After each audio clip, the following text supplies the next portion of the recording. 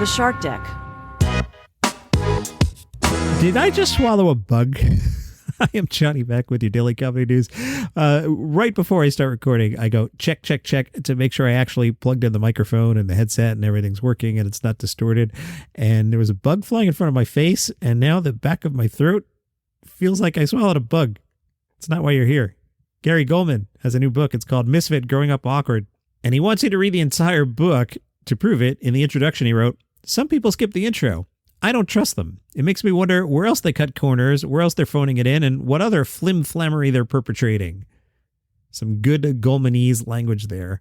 Gary talked about David Brenner. I got to do a few shows with Brenner. I really enjoyed my time with David Brenner. Gary said, I discovered David Brenner on the Mike Douglas show. It was magical to me because it was so eerie that he was doing this observational humor and it felt like he was spying on us. It made me laugh, but it was also so empowering that this man that I always pictured as how I would look when I grew over was behaving very creatively. I love George Carlin's silly ideas about language and his observational stuff. Later on, I came across Gary Shandling. My brother had been bumped from a flight and got 2 free tickets but couldn't use them. So from my bar mitzvah, my mother took me to L.A. and we waited in line with my cousin Della to see Johnny Carson. Gary Shandling was his guest. I fell in love with him immediately. It was this interesting thing where a man was very neurotic and anxious, but also seemed to have that Bugs Bunny confidence. The other guest was Carrie Fisher, and he was flirting with Princess Leia. I eventually worked with Gary Shandling at the Comedy and Magic Club in Hermosa Beach. He couldn't have been much nicer. It was a really great to meet your heroes moment. Awesome. Jason Zinnemann writes about comedy for the New York Times, and he got into the whole Hassan Minhaj thing. You know, Hassan Minhaj made up some things for his comedy act, but Zinnemann, I think, really got to it. This guy's fantastic. What a great writer. I love Jason Zinnemann in the Times. And he talked about, are we going to start fact-checking everybody's comedy? And he pointed out, for example, Rodney Dangerfield was respected. He did get respect, right? So yeah, that all makes sense. We don't assume everything coming out of a comedian's mouth is true, but there was something a little wonky about Hassan Minhaj. And Zinnemann writes, watching The King's Jester, that's Hassan's special, now hits differently. In some ways, it's more interesting than the first time I saw it, when it seemed mawkish. Some jokes, like his desperation for social media clout, seem like clues.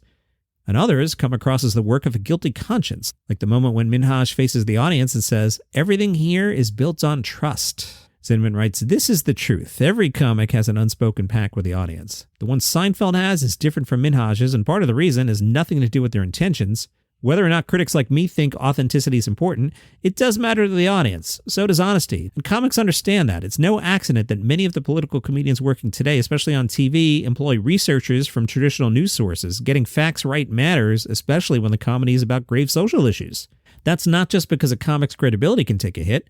When stories told about racism, religious profiling, or transgender identity are exposed as inventions, that can lead to doubt about the experiences of real people. Jason writes, one of the most notable aspects of the Minhaj story is the lack of nuance in his response, the complete confidence he projects. It's striking that he seemingly has no concerns about possibly deceiving some of his audience. His special is about his wife challenging him to take responsibility for how his words can negatively affect his family. One wonders if there will be any more introspection. Great stuff in the New York Times. I've been on a Mark Maron clip catching up. He had Nimish Patel on in August. I only got to listen to it the other day when I was out for a run. Humble brag. And I thought I'd share a quick clip as Mark Maron explained how he's putting together his next hour. I'm working a small room. My fans know what I'm doing. Yeah. There's only 150 people there. And they kind of they're willing to go along with it. So I just risk failing. Yeah. And I'm not afraid to fail. It's not going to take the wind out of my sails, but there's going to be awkward moments. And that's all right. From Yahoo, Leslie Jones' new book, Leslie Effing Jones, features a chapter called Killing Whoopi Goldberg. Well, what's that about, Johnny Mac? That sounds a little scary. Don't worry. According to her story, she smoked weed and teamed up with Kenan Thompson to write a sketch for SNL. Some context here. Sometimes Leslie Jones would play Whoopi Goldberg on SNL, but for this sketch, it would be actual Whoopi Goldberg. And in the sketch, Colin Jost would say, Leslie, I know it's you. And actual Whoopi would say, no, I know Leslie plays me, but it's really me. I'm really Whoopi. Colin says, yeah. So what would happen if I do this, and pulls out a gun? Whoopi looks terrified and says, no, seriously, I'm Whoopi Goldberg. I'm not Leslie. I'm really Whoopi. Colin looks at her and doesn't believe her and says, oh, yeah, and then shoots her. Jones writes that the sketch would have cut back and forth between panic in the studio as Jost and Michael Che realize it's the real Whoopi Goldberg bleeding out live on air, and a station break pre-tape of Lorne Michaels taking part in various activities like riding a horse, playing golf, taking a shower, and a voiceover saying, "We'll be right back," is shown in between shots of the on-screen slaughter. Leslie said, "Keenan and I were weeping with laughter when we wrote this. We were actually going to shoot Whoopi Goldberg on SNL. Head writer Brian Tucker, according to Jones, looked at them and said, 'You guys are crazy.' So they pitched it to the Weekend Update team. In the Update office, we were acting out the sketch and laughing the whole time. When we finished, Keenan said, 'It's so funny, right?' Someone said, 'You guys are nuts. You can't kill Whoopi Goldberg on live TV.' Leslie said, 'She's not dead. She just got shot.' They ended up writing a fleshed out version of the sketch to present at a table read the next day. They even got Lorne Michaels to read the voiceover parts. And then he stopped and said it wasn't going to make it to air. Lorne said, 'We're not going to kill Whoopi Goldberg on national TV for a personal joke.'" That sounds like a funny sketch to me. Whitney Cummings is recording her next special at the Comedy Store in L.A. today. Sam Jay's Salute Me or Shoot Me is on HBO today. Bo Burnham says Kate Berlant is the, quote, most influential / imitated comedian of a generation, a millennial Lenny Bruce. This from The Independent. Berlant insists she's niche for life. The Independent writes, "Chances are you've seen the 35-year-old somewhere, or maybe as she jokes, you've just confused her for Catherine Hahn." Berlant is amused that she was listed in New York Magazine's Nepo-baby list. That's a fun list to look at, by the way. There's a lot of people working in Hollywood with famous parents. But The Independent says, "I would argue that Berlant's dad's career as a visual artist and the fact that her mother, quote, made the Stonehenge for This Is Spinal Tap is not quite the same as being able to call two Oscar nominees mom and dad.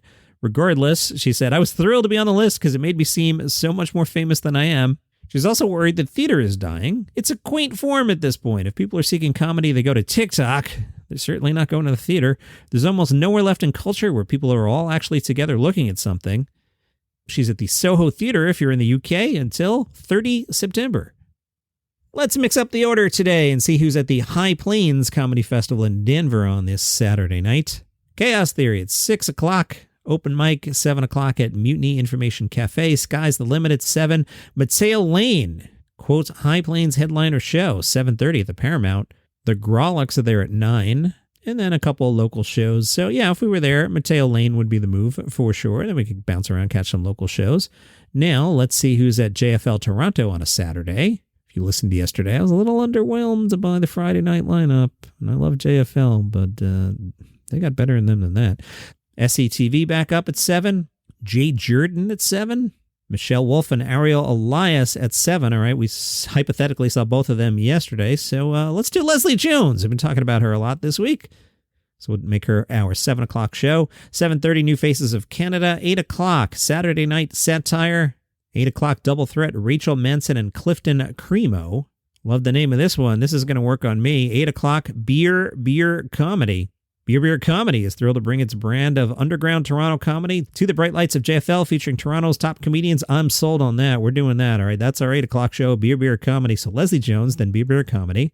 The 9 o'clocks, Gavin Matz, Ariel Elias, Joe DeRosa, Deanne Smith. 9:15, Reggie Watts. Have you ever seen Reggie Watts? Very, very interesting in person. 9:30, Neil Brennan. 9:30, Ronnie Chang. Whoa. I was on my way to Reggie Watts and I'm like, I really want to see Neil Brennan. And I was like, I really like Ronnie Chang.